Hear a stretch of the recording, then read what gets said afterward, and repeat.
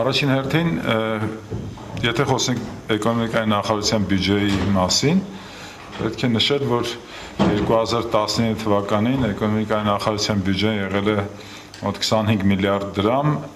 եւ կատարողականը եղել է դրա կեսը, որից հետո դուք տեսնում եք, որ հաջորդ տարիներին մենք միշտ գերակատարել ենք այն պլանները, որոնք դրված են եղել մեր նախարարության առջև, բացի 2023 թվականին, որտեղ կատարողականը կազմել է սկզբնական բյուջեի նկատմամբ 97%։ Մեր բոլոր թվերը սկզբնական բյուջեի նկատմամբ փաստացի կատարողականներն են, ճշտված բյուջե արտահայտությունը մենք չենք օգտագործում։ 2024 թվականի մեր բյուջեն կազմում է 91 միլիարդ դրամ, դուք կարող եք տեսնել, որ վերջի 5 տարիների ընթացքում 12.5 միլիարդ դրամից մեր կողմից արվող աշխատանքը աճել է մինչև 91 միլիարդ դրամի մոտավորապես։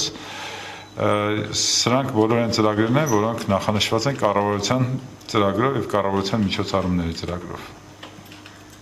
Մակրոտնտեսական տվյալները 2000 տեսնում եք, տնտեսական աճը 12.6%, մենք ենթադրում ենք, որ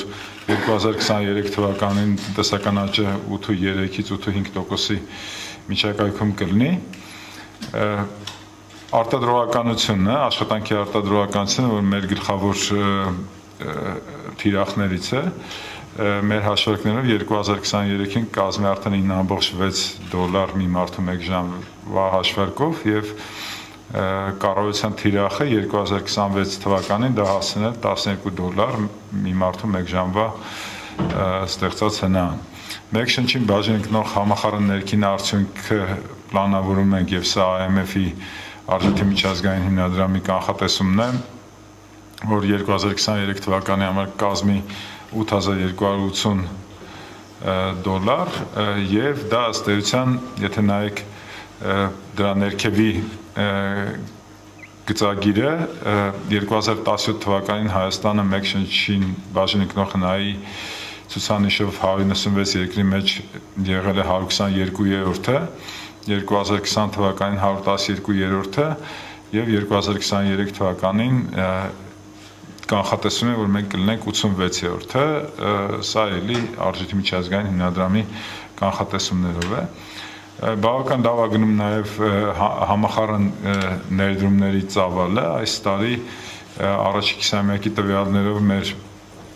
համախառն ներդրումները աճել են 17.5%-ով, որը նշանակում է, որ հնայի հետ չափաբաժնի մեջ ավելի բարձր դիրք կունենանք, քան անցած տարի, այսինքն էլի, եթե խոսենք կառավարության թիրախներից, մենք համախառն կուտակում հնա ցուցանիշը սահմանել ենք 25%,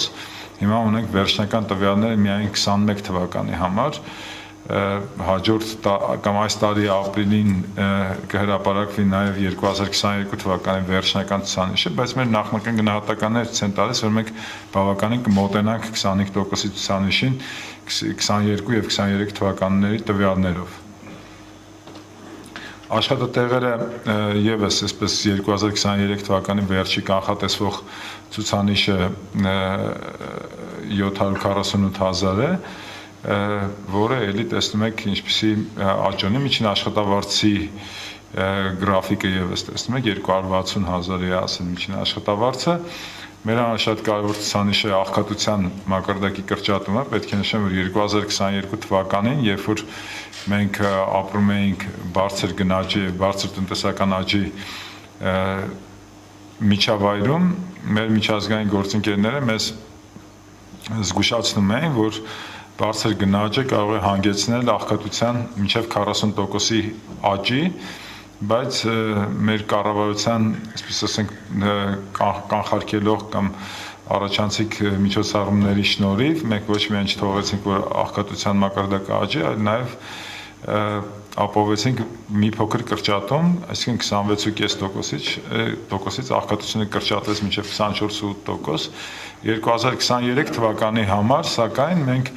ունենք նորից բարձր տնտեսական աճ, բայց ցածր գնաճ, ինչը մեզ թույլ է տալիս հուսալ, որ կունենանք աղքատության էական կրճատում 2023 թվականի դրությամբ։ Գործազրկության մակարդակը մենք այսօր ունենք 2023 թվականի երկրորդ կիսամյակի ցուցանիշը, որը 11.7%-ն է, եւ դուք տեսնում եք, որ վերջին 11.7%-ն է, եւ դուք տեսնում եք, որ վերջին 3 տարիներին գործազրկությունը կտրուկ անկում է ապրում։ 18.2% եղել է 2020 թվականի վերջի տվյալը եւ հիմա արդեն 11%-ի միջակայքում ենք, մենք կանխատեսում ենք, որ երրորդ եւ չորրորդ եռամսյակներում գործազրկությունը ել ավելի քիչ լինի։